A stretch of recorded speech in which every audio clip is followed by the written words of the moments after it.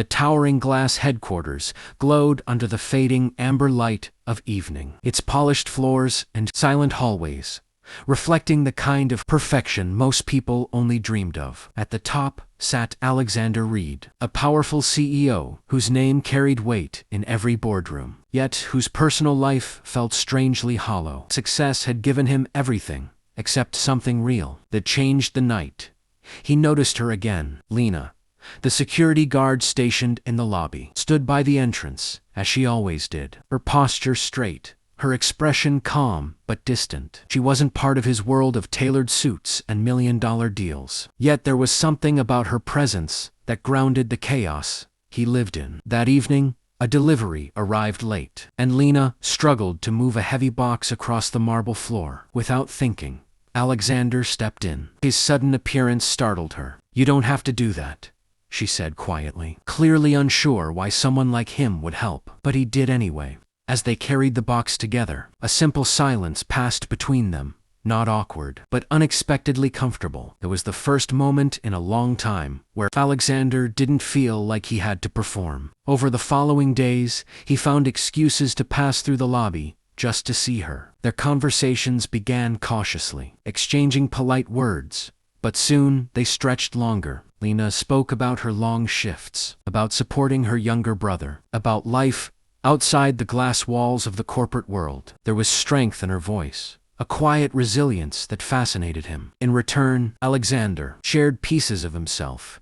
He had never spoken aloud: the pressure of leading an empire, the loneliness behind success, the constant expectation to be perfect. One rainy evening, the city blurred behind sheets of falling water as they stood by the entrance, watching people rush by. "Do you ever feel like you're living someone else's life?" Lena asked, her voice soft but thoughtful. The question lingered in the air. Alexander looked at her, really looked at her, and for the first time, he didn't feel like a CEO, just a man searching for something genuine. Every day, he admitted, in that quiet moment, something unspoken formed between them, something fragile yet undeniable. But even as it grew, so did the invisible weight of reality. They belonged to two different worlds, and deep down, both of them knew that the world outside those glass doors would never make it easy for them to stand side by side. Yet neither of them chose to walk away. The shift began subtly,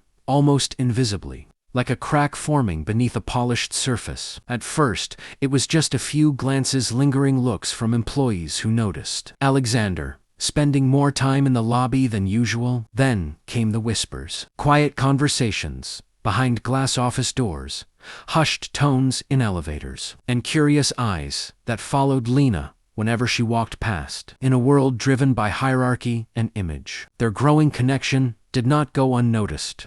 It certainly wasn't welcomed. Inside the executive floor, the atmosphere turned colder. Senior managers began questioning Alexander's decisions, though never directly. Instead, they disguised their concerns as discussions about professional boundaries and corporate reputation. To them, it wasn't about his happiness. It was about optics. A CEO seen interacting closely with a security guard. Blurred lines they believed should never be crossed. Lena felt the shift more harshly. Her once routine job became uncomfortable. Some employees avoided eye contact, while others treated her with quiet disrespect, as if her presence had suddenly become inappropriate. Even her fellow staff members grew distant, worried about being associated with the rumors. She tried to ignore it, focusing on her duties, but the weight of judgment followed her everywhere. One evening, as Alexander approached the lobby with his usual calm confidence, he immediately sensed something was wrong. Lena didn't greet him the way she used to. Her smile was faint, forced. "You shouldn't come here like this anymore," she said softly, her eyes avoiding his. He frowned. "What's changed?" "Everything," she replied. "People are talking. I'm becoming a problem for you, for your company." For a moment, Alexander said nothing. The idea that something so genuine could be reduced to gossip angered him. "You're not a problem," he said firmly. "They are." But Lena shook her head gently. "You don't understand. This is your world. I don't belong in it." Determined not to let others dictate their connection, Alexander suggested they meet outside the office, away from judgment, away from the suffocating expectations. She hesitated, knowing it wouldn't change how society viewed them, but she agreed. At a small cafe across town, they sat together as equals, not defined by titles or uniforms. Yet, even there, the stares followed. People noticed the contrast. The CEO and the guardant silently questioned it. The world had already drawn its lines, and crossing them came with a cost neither of them could ignore. The tension reached its breaking point on a cold Monday morning. The boardroom, usually a place of calculated decisions and confident leadership, felt unusually heavy. Alexander sat at the head of the table, facing a group of people who had once trusted him without question. Today, their expressions were different, controlled, and quietly judgmental. What should have been a routine meeting quickly turned into something far more personal. One of the senior board members leaned forward, folding his hands. "Alexander, your recent associations have raised concerns," he began carefully. "This company has a reputation to maintain. Investors are asking questions." Alexander's jaw tightened. He already knew where this was going, but hearing it spoken aloud made it worse. "If this is about Lena, just say it," he replied, his voice calm but firm. Another member spoke, less patient this time. "A CEO doesn't form relationships that compromise the company's image. You're expected to lead, not blur social boundaries." There, it was the unspoken rule laid bare. It was never about performance or results. It was about status, about keeping people in their place. "We're giving you a choice," the first man continued. "Distance yourself from this situation, or step down. We cannot risk the company's standing." The words hung in the air,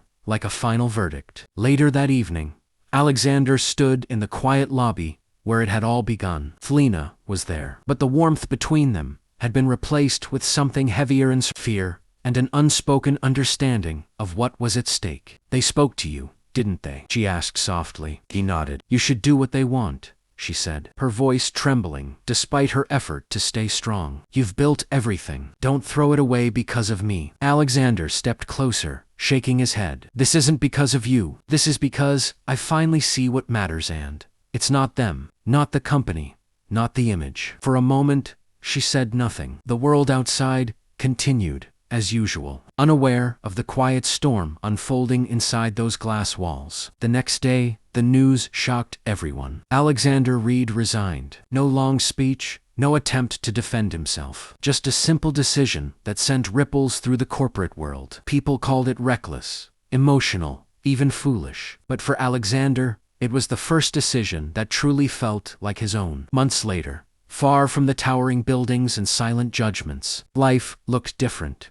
Simpler, real. Alexander no longer carried the weight of expectations, and Lena no longer felt like she had to shrink herself to fit into someone else's world. They built something together, not out of wealth or status, but out of trust, respect. Society had drawn its line, but they chose to step beyond it together.